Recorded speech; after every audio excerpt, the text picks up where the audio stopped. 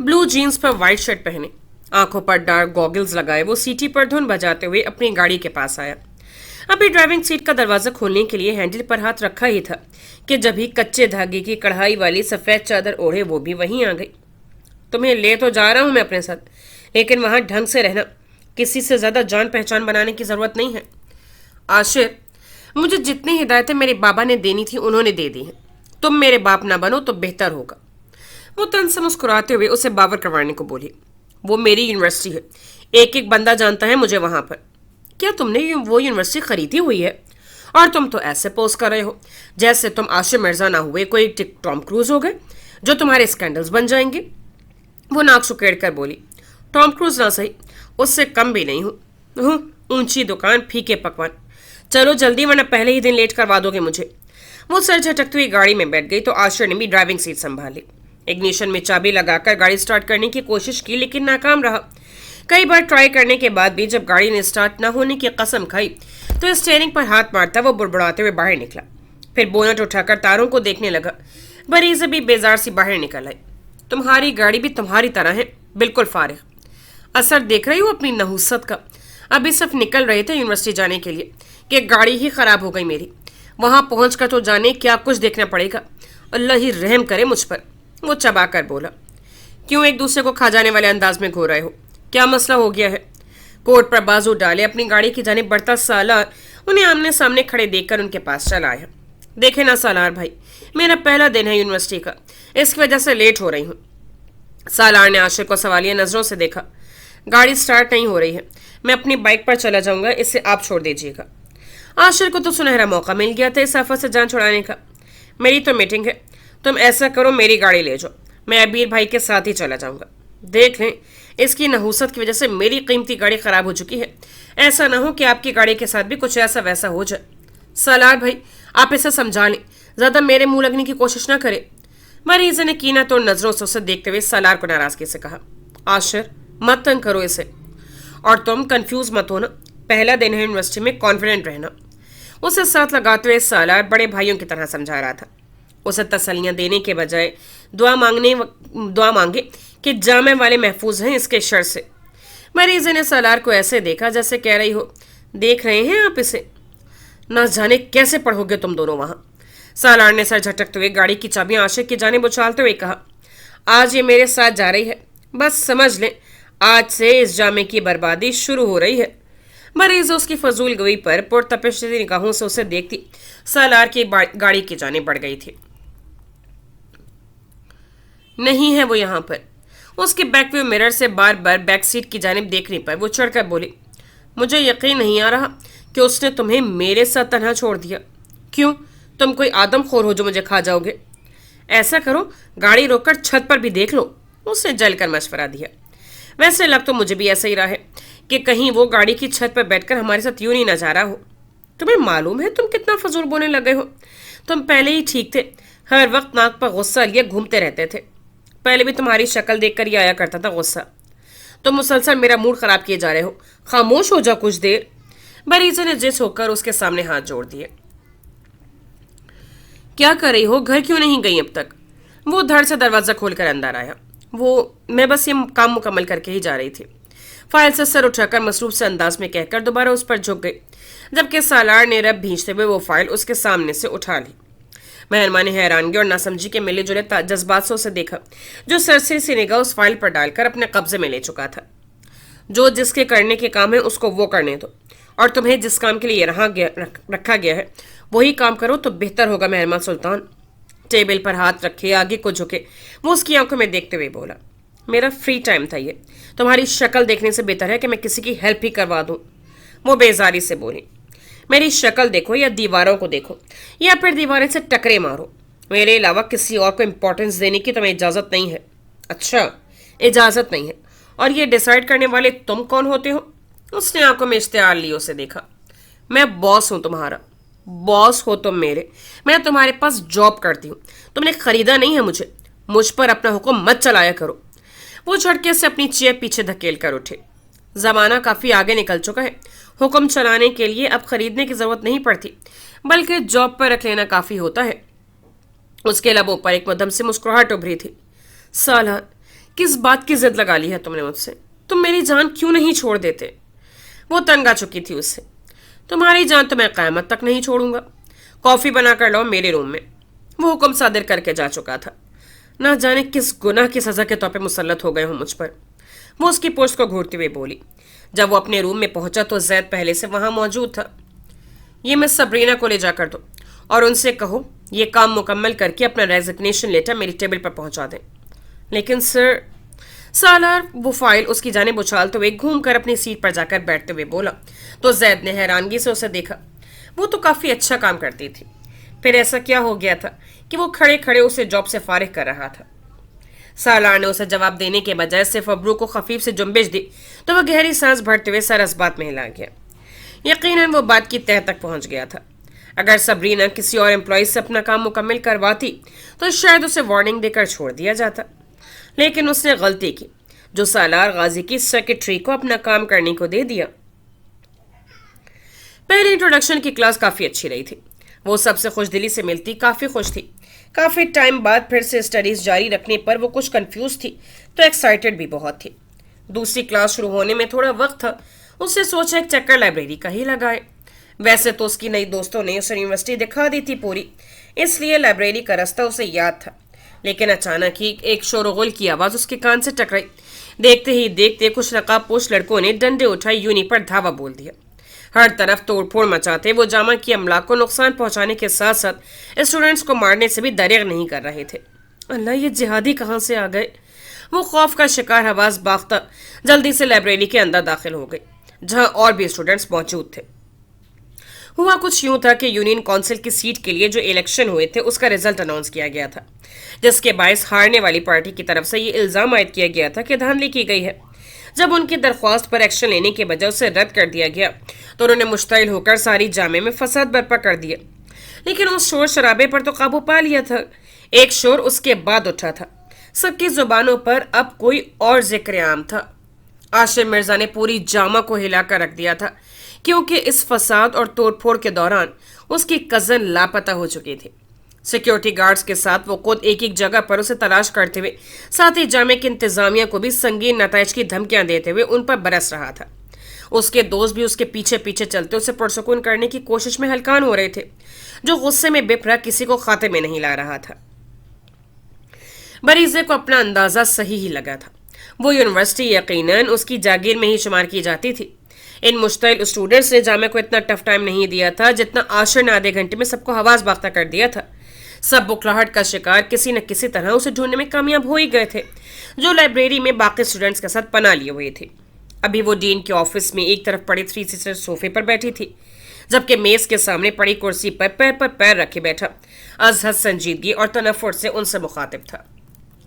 آپ کی انتظامی کی لاپرواہی کی وجہ سے جو کچھ بھی جامع میں ہو، مجھے اس سے کوئی غرض نہیں ہے۔ عاشر، میں تم سے سوری کر رہا ہوں، آئندہ ایسا کچھ نہیں ہوگا۔ وہ اسے نرمی سے سمجھانے کی کوشش کر رہے تھے۔ آخر کو اس کے نانا کی طرف سے اس یونیورسٹی کو کافی بھاری فنڈز ملا کرتے تھے۔ وہ عاشر مرزا تھا، وہ غازیوں کا بیٹا نہیں تھا، سعادت غازی کا نواسا تھا۔ اس جامع میں اس کی اہمیت پھر بھی ایسی تھی جیسے وہ یونیورسٹی اس کے نانا نے اسے وراثت میں لکھ دی ہو۔ کافی دیر تک ڈین سے بات چیت کرنے کے بعد وہ اسی لیے پارکنگ میں آ گیا۔ ویسے تو بریزے کی کلاسز ابھی باقی تھیں، لیکن عاشر نے اسے وہاں مزید ٹھہرنے ہی نہ دیا۔ وہ لب کچلتی اس کے پیچھے پیچھے چلتی گاڑی تک پہنچ گئی۔ میری 2 کلاس رہتی ہیں ابھی۔ اسے سمجھ نہیں آ رہی تھی کہ وہ اس کے سامنے ہچکچا کیوں رہی تھی۔ وہ پہلے کی طرح نڈر نہیں لگ رہی تھی جو اس کی آنکھوں میں آنکھیں ڈال کر بات کیا کرتی تھی۔ کچھ دیر پہلے عاشر کا جو روپ اس نے دیکھا وہ اسے حیرانگی سے دوچار کر گیا تھا۔ کیا وہ اس کے لیے اتنی اہمیت رکھتی تھی کہ ذرا دیر کے لیے نظروں سے اوجھل ہو جانے پر اس نے پوری جامع کی دوڑیں لگوا دی تھی؟ اتنی طور پر کافی نہیں ہے بریز غازی؟ کیا تالے لگوا کر جان چھوڑو گی اس جامع کی؟ میں نے تو کچھ پڑھا ہی نہیں تھا ابھی۔ شکر ہے اللہ کا، اگر تو آپ کچھ پڑھ لیتی تو بس ایک آگ لگنے کی کسر رہ جانی تھی اس جامع میں۔ مریضے کو معلوم تھا اب اسے ساری زندگی اس کا پیچھا نہیں چھوڑنا تھا۔ وہ بھگو بھگو کر مارنے کا فن خوب رکھتا تھا۔ میری وجہ سے نہیں ہوا کچھ بھی۔ اچھا، واقعی میں؟ مجھے تو لگا فاطم نے بھیجا ہے ان لڑکوں کو۔ اس کی مصنوعی حیرانگی دیکھنے سے تعلق رکھتی تھی۔ بہرحال جتنا پڑھنا تھا پڑھ لیا، اب گھر میں بیٹھو سکون سے۔ اتنی مشکل سے میرا پڑھنے کا ارادہ بنا ہے اور تم اب پابندیاں لگا رہے ہو مجھ پر۔ تم پر پابندی نہیں لگاؤں گا تو مجھے ڈر ہے کہ اس یونیورسٹی کی ایک اینٹ بھی نہیں بچے گی۔ वो बेचारगी से बोला तो बरीज उसे घूरती हुई मुंह फुलाकर गाड़ी में बैठ गई। तैयारियां जोरों शोर से शुरू कर दी गई थी। शादी की तारीख इसी महीने रखी गई थी। वो किसी काम में शरीक नहीं हो रही थी। सारा दिन मुंह लपेटे पड़ी रहती। बरीज और सारा जबरदस्ती उसे उठाकर अपने साथ बाजार ले जाने की कोशिश करती तो साफ इनकार कर जाती। ना किसी काम में दिलचस्पी लेती हो, ना ठीक से खाती पीती हो। ऐसे कैसे चलेगा रेशम? सारा उसकी मिन्नतें करती तंग आ चुकी थी। कोई अपने जिंदा दफन होने के लिए भी तैयारियां करता है क्या भाभी? फजूल मत बोलो वरना थप्पड़ खाओगी मुझसे। तुमने तो उसे रोगी बना लिया है अपनी जिंदगी का। जब वो अक्लमंदी का सबूत देते हुए यहाँ से जा सकता है तो तुम मूव ऑन क्यों नहीं कर सकती? ठीक है, हो जाती है मोहब्बत, कोई बुराई नहीं इसमें, लेकिन हर कोई इतना खुशनसीब नहीं होता कि उसे हासिल कर पाए। तुम्हारे नसीब में भी नहीं है तो सब्र कर जाओ। उससे मोहब्बत की तो मैंने अपना आप भुला दिया। उसे देखती थी तो खुद को फरामोश कर बैठती थी। उसके अलावा मुझे मंजर में कुछ और दिखाई नहीं देता था। और आप कह रही हैं कि उससे भूल जाऊं? आप मुझे मार दे, मैं उसे भुला नहीं सकती। घुटनों के गिर्द बाजू फैलाए बैठी उसकी आवाज जख्मों से चूर थी। मुझे तो समझ नहीं आ रहा है क्या करूं तुम्हारा। तुमने अपनी क्या हालत बना रखी है। चंद दिन रह गए हैं तुम्हारी शादी में। शादी में नहीं, मेरी मौत में। सारा ने बर्दाश्त का घून भरा। वो इस जिद्दी लड़की को समझा नहीं सकती थी। तभी वो दरवाजा खोलकर ब्रोए मूड के साथ अंदर आई। सर से चादर और कंधे पर से बैग उतारकर सोफे पर फेंका और खुद बेड पर बैठ गई। अब तुम्हें क्या हो गया है? सारा ने न समझी से उसके उखड़े नकूश देखे तो खफगी से कहते हुए वो सारी बात गोश गुजार कर गई। अब तो वो मुझे किसी कीमत पर नहीं लेके जाएगा अपने साथ। वो रुहासी हो गई। जो हुआ अच्छा ही हुआ। अब रेशाम और सालार भाई की शादी के बाद ही जाना। रात चारों ओर अपने पर फैला तसल्लु जमा चुके थे, लेकिन सादैन हवेली की रौनक देखने से ताल्लुक रखती थी। पूरी हवेली को बरकी कुमकुमों से दुल्हा की तरह सजाया गया था। दोनों उसकी सजावट देखते हुए बाहर लॉन में वॉक कर रहे थे। सर उठाकर हवेली की जगमगाती इमारत को देखते हुए अबीर ने सालार से दोस्ताना अंदाज में पूछा, खुश हो ना सालार? उस सवाल पर एक धीमी सी मुस्कुराहट ने उसके लबों को छुआ था। मालूम नहीं अबीर भाई। पुष्प पर दोनों हाथ बांधे वो गहरी सांस भर कर बोला, ये कैसा जवाब हुआ भला? तुम तो पसंद करते थे ना रेशाम को? उसने सवालिया अंदाज में पूछा। वो अच्छी लड़की है, किसी को भी आसानी से मोहब्बत हो सकती है उससे। तुम्हें भी हो गई? नहीं, मुझे वो सिर्फ अच्छी लगती है। मेरा नहीं ख्याल कि वो पसंदीदगी अभी मोहब्बत के रंग में ढली है, लेकिन मुझे उम्मीद है कि कभी ना कभी मुझे उससे मोहब्बत हो ही जाएगी। अबीर उसके चेहरे को देखे क्या, जिस पर किसी किस्म का कोई तासुर नहीं था। रेशाम के जिक्र पर भी उसकी आंखों में ऐसी कोई चमक नहीं आई थी, जबकि वो उसकी बीवी बनने वाली थी। इस्लामाबाद से 20-25 किलोमीटर के फासले पर मौजूद उस जन्नत नजीर वादी के शानो शौकत से खड़े फलक शगाफ पहाड़ों की चोटियां सफेद बर्फ से ढकी हुई थीं। दूर तक फैली हरियाली और आबशारों को देखकर वो वादी जन्नत का एक हसीन टुकड़ा ही मालूम होती थी, जहां गुजरता हुआ पानी मीठे गीत की तरह शोर करता हुआ सा था। हवाओं की सरमस्ती में झूमते रंग बरंगे हर तरह के फूलों की छब ही निराली थी। इस खूबसूरत पहाड़ी इलाके में एक कदीम तर्ज की बड़ी सी हवेली अपनी पूरी शानो शौकत के साथ खड़ी अलग ही सहरसा इस माहौल में फूंक रही थी। जाने कितने ही राज अपने अंदर दफन किए, कितनी ही कहानियों की राजदार थी। शहर की रौनकों से दूर इस घर का, जिसका बड़ा सा आईनी दरवाजा चौपट खोला था। हर सू खुशी का समा था। अवलीन चांद के दिन थे। हर तरफ अंधेरा और खामोशी का राज था, लेकिन बरक़ी कुमकुमों और रोशनी से जगमग करती सादेन हवेली दूर से ही जगमगाती सारी तवज्जो अपनी जानिब मबजूल कर रही थी। वहां तो मानो एक जश्न का समा था। खुशी के शादियाने बजाए जा रहे थे। वहां मौजूद हर शख्स के चेहरे पर खुशी और मुसर्रत के रंग थे। कई मरले पर फैली हवेली के अतराफ में आम दिनों में जो जगह खाली पड़ी रहती थी, वहां गाड़ियों की एक बड़ी कतार मौजूद थी। काफी बड़ी तादाद में वहां मेहमान मदऊ थे। बाहर की तरह अंदर का माहौल भी काफी शोक सा था। बड़े से लाउंज को गेंदे के फूलों से सजाया गया था। लकड़ी का बड़ा सा झूला भी फूलों से लदा था। मुलाजमीन मुस्तैदी से काम निपटाते फिर रहे थे। वहीं सारी लड़कियां लाउंज में ही ढोलक संभाले शादी के गीत गाने में मसरूफ थीं। किसी काम से अंदर आते सालार गाजी ने जब वो माहौल देखा तो एक मुस्कुराहट ने उसके लबों का अहाता किया था। उसने सिर्फ एक नजर ही लकड़ी के मुनकश झूले पर मौजूद उस वजूद को देखा था जिसने माइयों का जर्द लंग जेबे तंग कर रखा था। वो बावजूद कोशिश के उसका लंबे से घूंघट में छुपा चेहरा देखने में नाकाम रहा था। सालार बेटा, अब तुम भी जल्दी से आ जाओ रस्म के लिए, पहले ही काफी देर हो चुकी है। हमना चाची ने उसे दोबारा बाहर की जानिब जाता देखा तो उसे रोककर कहा, बस 2 मिनट चाची, अभी आ रहा हूं। वो उनसे कहकर बाहर फाल्स के पास आया था ताकि उसे टेरेस की लाइट सही करवाने के लिए भेज सके। लेकिन तमाम मर्द हजरात को उसने दरवाजे की जानिब खड़े देखा तो ताज्जुब में घिरे उसने वहीं कदम बढ़ा दिए। बड़ा सा आहीनी दरवाजा चौपट खुला था जहां बिल्कुल सामने 2 पुलिस की गाड़ियां खड़ी थी। सादेन हवेली के दरवाजे पर पुलिस की आमद वहां मौजूद हर शख्स को हैरानी में मुब्तला कर गई थी। कैसे आना हुआ है सचो साहब? वजाहत ताया ने लहजे की नागवारी को छुपाने की कतई कोई कोशिश नहीं की थी। मैं मौजूद ख्वाह हूं वजाहत साहब, इस मौके पर आपके दर पर आना पड़ा, लेकिन बात ही कुछ ऐसी थी कि हमें मजबूरन आना पड़ा। आप खुलकर बताएं अपने यहाँ आने की वजह। छोटे ताया भी संजीदगी से पूछा। मेहमानों की तवज्जो भी उसी जानिब थी। असल में मेरे पास FIR दर्ज करवाई गई थी कि सादेन हवेली में रेशाम जमीर गाजी की जबरदस्ती शादी करवाई जा रही है। वो अल्फाज वहां मौजूद हर शख्स को उलझाने के साथ साथ गुस्सा दिला गए थे। आपका दिमाग तो ठीक है, ये क्या फजूल बात कर रहे हैं आप? हवेली की बेटी का नाम एक पुलिस वाले की जुबान पर सबको ही तेज दिला गया था। हमारी बेटी की शादी उसकी मर्जी और मंशा से हो रही है। किसने FIR दर्ज करवाई है, नाम बताएंगे आप? सालार का अंदाज सख्त नागवार था। जी बिल्कुल, SHO उसकी जानिब देखकर बोला। ये FIR रेशाम जमीर गाजी के शौहर अनस गाजी ने दर्ज करवाई है। मेरे पास कोर्ट का नोटिस भी मौजूद है। आप किसी के मनकूहा का जबरदस्ती निकाह करवाएंगे तो मुझे मजबूरन आपको अरेस्ट करना पड़ेगा। वो कोई अल्फाज थे, ये पिघला हुआ सीसा जो वहां मौजूद हर शख्स की समातों में उंडेला गया था। जमीर गाजी ने झपट कर वो निकाह नामा उनके हाथ से लिया। जब उसके मतन पर नजरें दौड़ाई तो पेशानी के बलों पर खातिर ख्वाह इजाफा हुआ। ये अनस गाजी? कौन है ये अनस गाजी? उनके चेहरे पर उलझन के तासुरात रकम थे। नाम से तो मालूम पड़ता है कि आप ही खानदान का कोई चश्म चराग है। गाजी खानदान में कोई लड़का ऐसा नहीं जिसका नाम अनस हो। वो फुनकार कर बोले। तो फिर आपको अपनी साहबजादी से इस्तफसार करना चाहिए ना गाजी साहब, उसे तो मालूम ही होगा। जबान संभाल कर और अपनी औकात में रहकर बात करो। अबीर का बस न चला था कि उस पुलिस ऑफिसर का गिरेबान ही पकड़ लिया था। मैं सिर्फ इतला देने आया था कि आप जबरदस्ती अनस गाजी की बीवी की शादी करवाने का जुर्म सरजद न कीजिए। ख्याल रखिएगा मुझे दोबारा आपके दरवाजे पर ना आना पड़े। अगर फिर से आना पड़ा तो रेशाम जमीर गाजी के शौहर और कोर्ट की जानिब से ऑर्डर्स हैं कि फिर मैं उनको साथ ही ले जाऊं। ठहर ठहर कर कहते वो अच्छे से बावर करवाने के बाद अपने ऑफिसर्स के साथ वापस जा चुके थे। पुलिस की सारी गाड़ियां वापस पलट गई थी, लेकिन एक दाग सादेन हवेली के माथे पर सजा गई थी।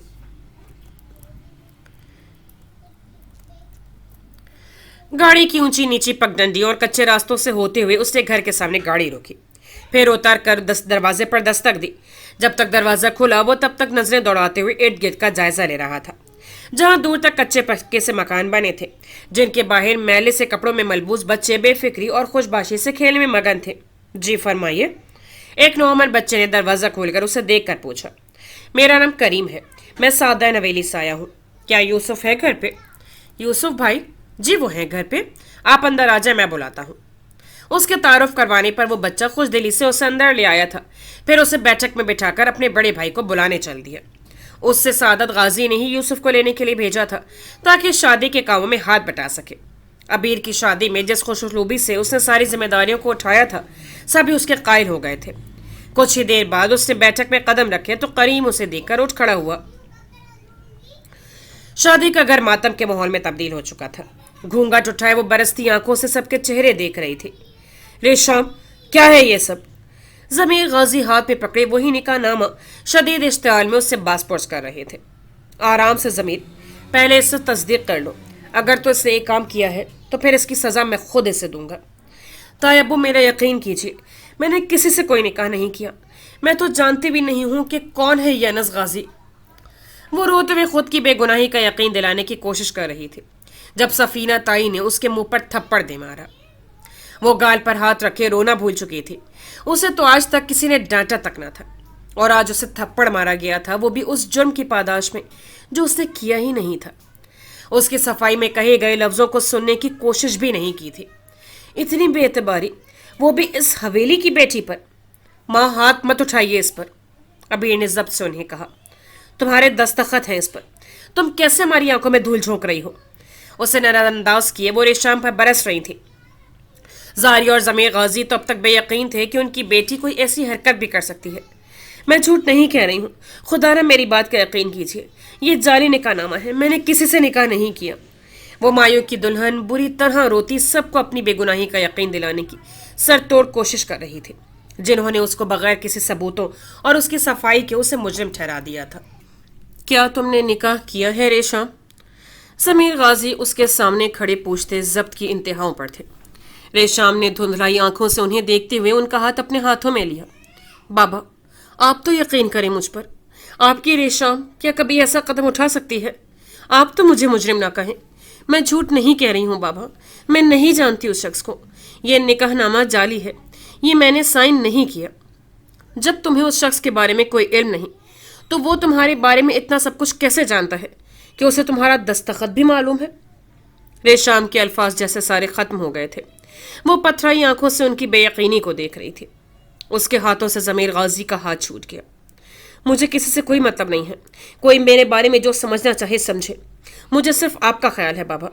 کیا آپ کو بھی میں قصوروار نظر آتی ہوں؟ بس بہت ہوا تمہارا ڈرامہ، جب تم نے کسی اور سے نکاح کر ہی لیا تھا تو پھر یہ سب تماشا لگانے کی کیا ضرورت تھی تمہیں؟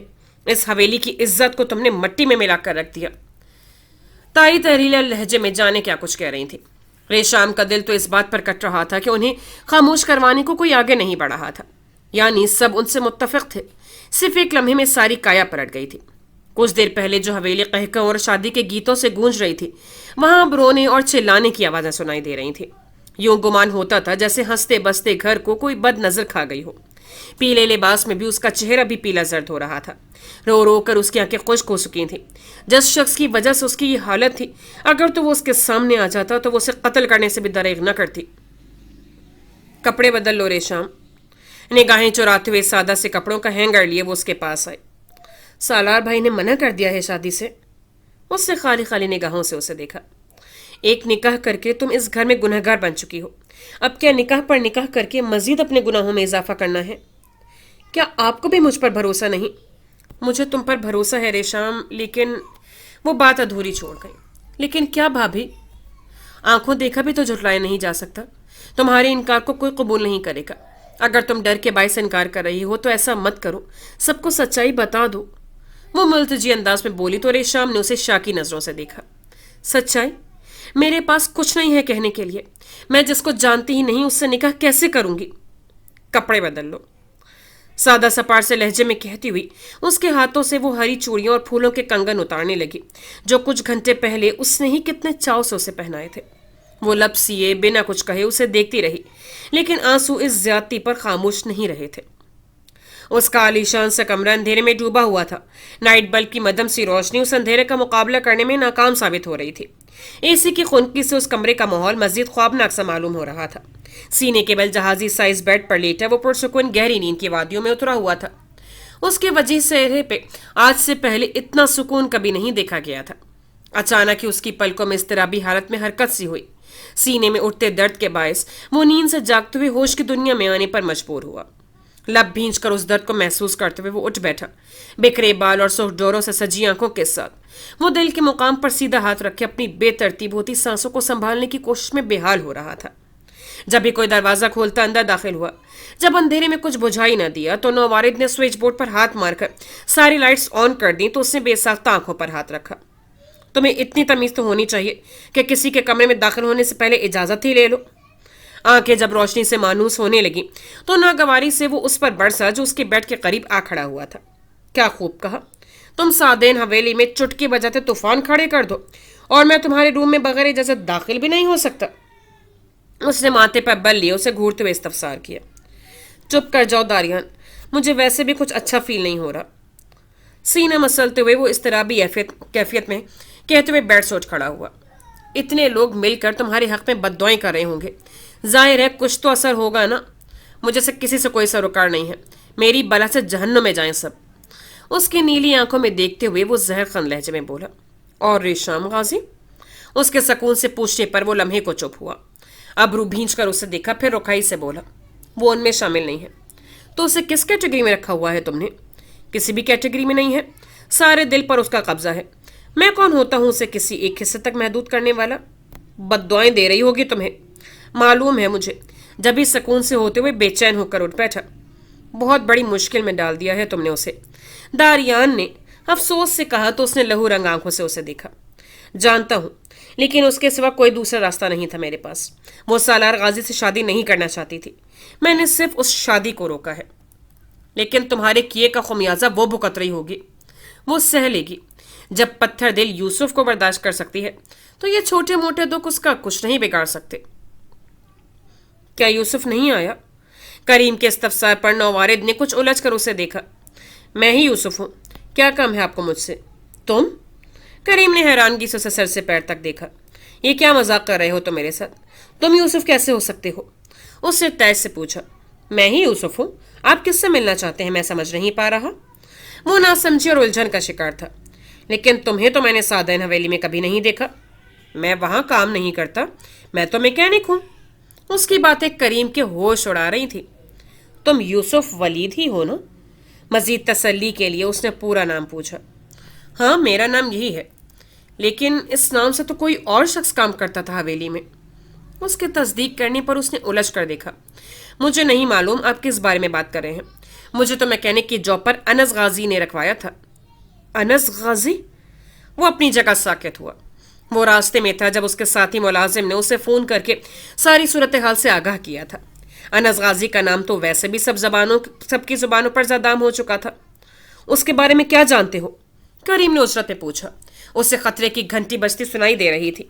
वो जल्द अज जल्द फोन करके हवेली के किसी फर्द को खबरदार करना चाहता था। मैं उनके बारे में सिर्फ इतना जानता।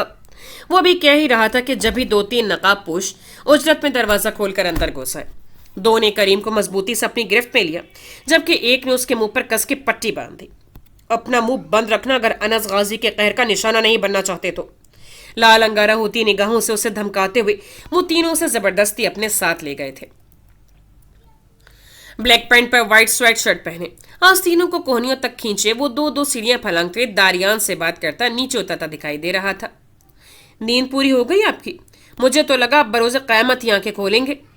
किचन से चाय की केतली लेकर निकलती माशा ने जब उसे फरिश्ता देखा तो खफगी से जताकर बोली, बड़े भाई को कोई ऐसा कहता है?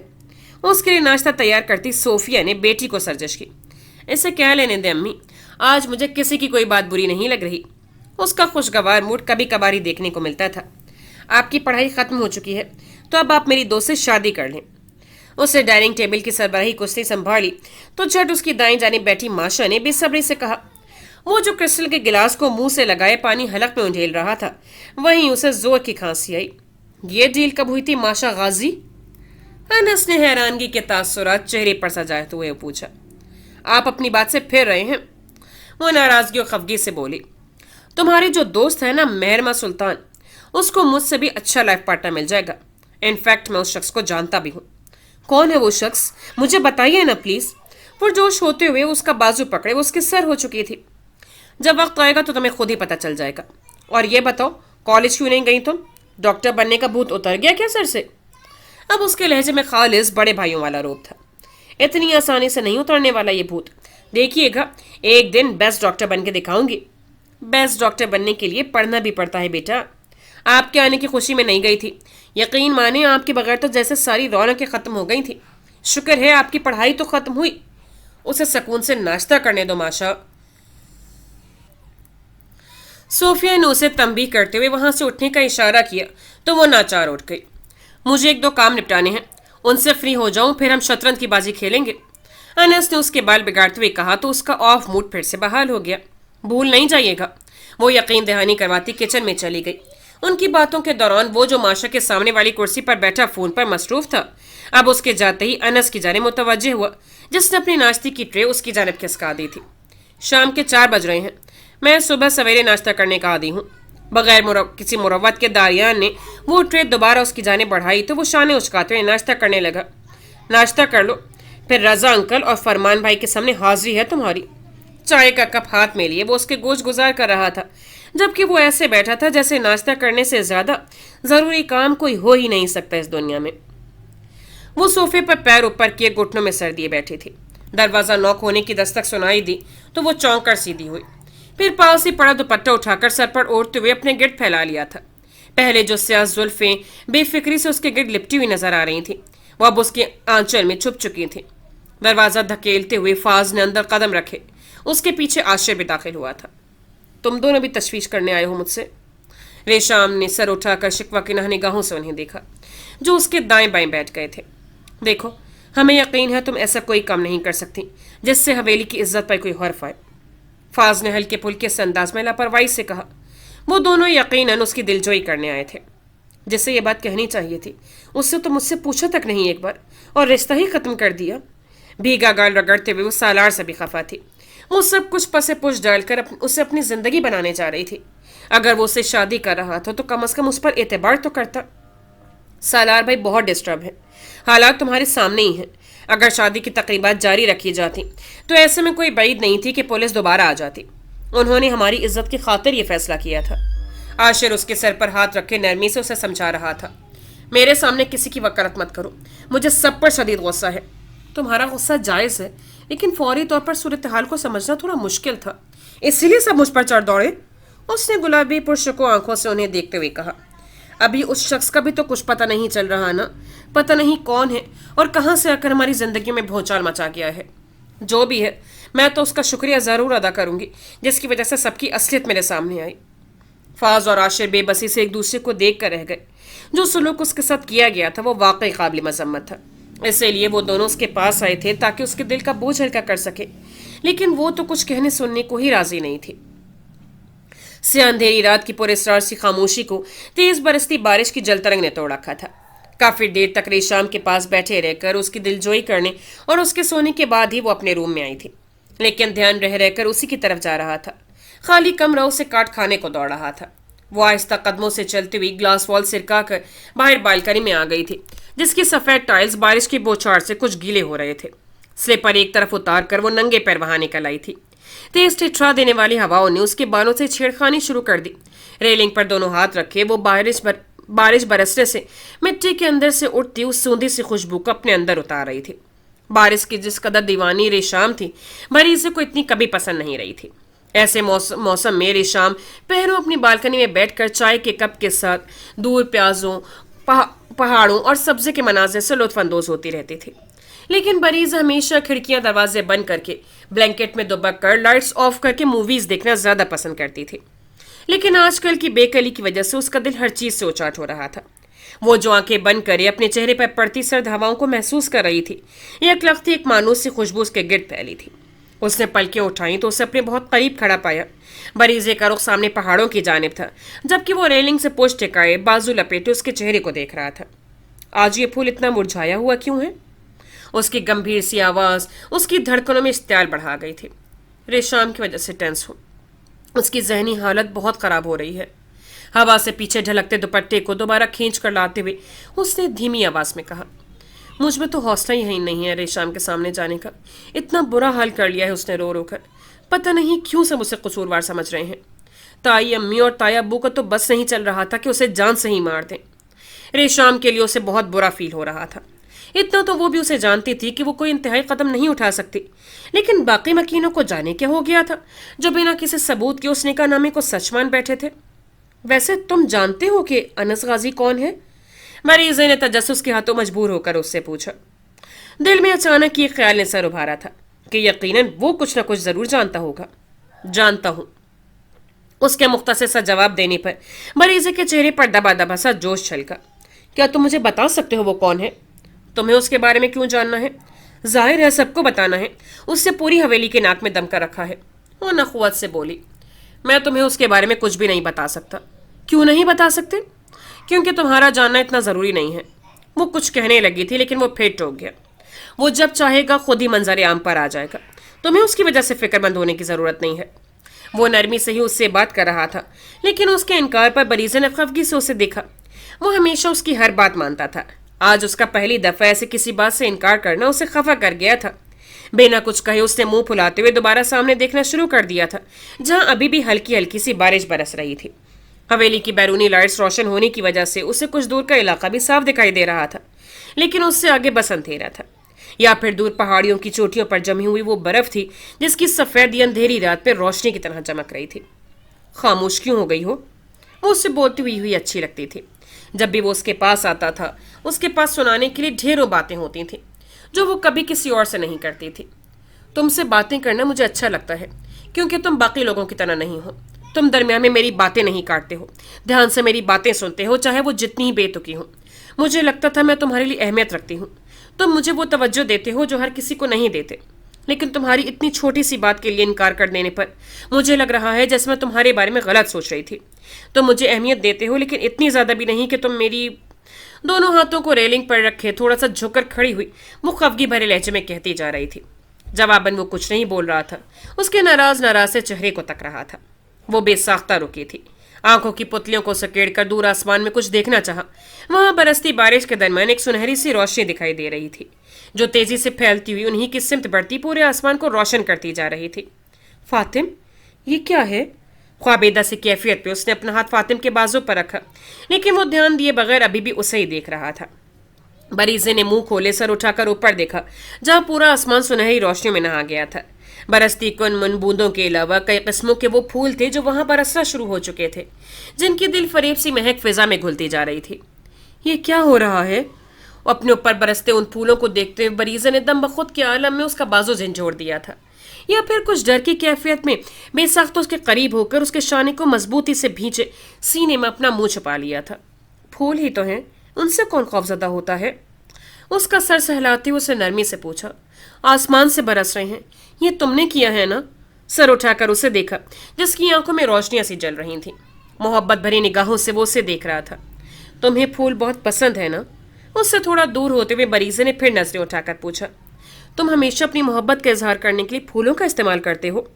اگر تم اجازت دو تو میں لفظوں کے ساتھ ساتھ عملاً بھی اظہار کر سکتا ہوں. کچھ تھا اس کے بھاری اور گمبھیر سے لہجے میں جو وہ بے اختیار نظریں چرا کر رخ موڑ گئی تھی. میں تو تمہیں اس جہان میں لے جانا چاہتا ہوں جہاں پھولوں کے علاوہ اور کچھ نہ ہو. تم زمین پر قدم رکھو تو وہاں پھولوں کی چادر بچھی ہو, اوپر دیکھو تو آسمان پر پھولوں کے علاوہ اور کچھ نہ دکھائی دے. سینے پر بازو لپیٹے نم لہجے میں کہتا وہ اس کے چہرے کے بدلتے رنگوں کو گہری نظروں سے دیکھ رہا تھا, جہاں کچھ دیر پہلے کی خفگی اور اداسی کا شائبہ بھی نہ تھا. صرف اس کا موڈ بحال کرنے کے لیے اس نے اپنے اختیارات کی حد سے تجاوز کرنا شروع کر دیا تھا. جو ویژن دیکھنے کی صلاحیت صرف اس میں تھی, اس نے بریزے کو بھی اس میں شامل کر کے اپنی طاقت میں اسے بھی حصے دار بنا لیا تھا. اس کی محبت بھی تو حد سے بڑھنے لگی تھی, جسے فاطم نے بڑھنے سے روکا بھی نہیں تھا. جب جب وہ اسے دیکھتا تھا اس کے عشق میں برکت بڑھتی جاتی تھی. اس کے شانے پر ہاتھ رکھے نظریں جھکائے وہ نچلا لب دانتوں تلے دبائے جانے کن سوچوں میں کھو چکی تھی. وجود میں اٹھتی تکلیف اس کے چہرے پر چھلکنے لگی تھی جسے وہ کمال مہارت سے چھپانے کی کوشش کر رہا تھا. اپنے اندر سے اٹھتی ہوئی اس تپش کو اس نے کسی حد تک کم کر لیا تھا. کم از کم آج وہ نہیں چاہتا تھا کہ بریزے اسے چھو کر تکلیف میں مبتلا ہو, ورنہ پہلے کبھی کبھار اتفاقاً اس کا ہاتھ پکڑ لینے پر یا بے دھیانی میں اسے چھو لینے پر بے ساختہ اسے دور ہٹتے ہوئے شکایت کرتی تھی کہ ایک دن تو مجھے جلا ہی دو گے. وہ اسے کبھی نہیں بتا سکا. جس تپش سے وہ خوفزدہ رہتی ہے اس کے عشق کی تپش کئی گنا زیادہ تھی, جس نے فاطم کو خود میں جکڑ کر اسے بے بس کر رکھا تھا. اچانک ہی پہلو میں گرا ہاتھ اٹھا کر ہتھیلی پھیلائی جو اگلے ہی سیکنڈ مہکتے گلاب کی پتیوں سے بھر گئی. دوسرے ہی سیکنڈ اس نے بریزے کے گرے دوپٹے کے حالے میں دمکتے چہرے پر پھینکی تھی. وہ ہڑبڑا اٹھی تھی. بے ساختہ اسے دیکھا. وہ دونوں ابھی بھی پھولوں کی برستی بارش میں کھڑے تھے. اس نے دوبارہ وہی حرکت کی. جیسے ہی وہ پھول اس کے چہرے پر پھینکتا وہیں اس کی ہتھیلی دوبارہ ان مہکتے پھولوں سے بھر جاتی. یہ کیا کر رہے ہو, روکو تو صحیح. وہ اسے روکنے کو کوشش کرتے ساتھ میں ہنس بھی رہی تھی جو اس کی ہر کوشش کو ناکام بناتے ہوئے اپنا کام جاری رکھے ہوئے تھا. فاطم بس کر جاؤ. وہ اس سے بچنے کی کوشش میں دونوں ہاتھوں کو سامنے کیے کھلکھلا کر ہنستے ہوئی پوری بالکنی میں اس سے بچنے کے لیے گیلے ٹھنڈے فرش پر بھاگ رہی تھی.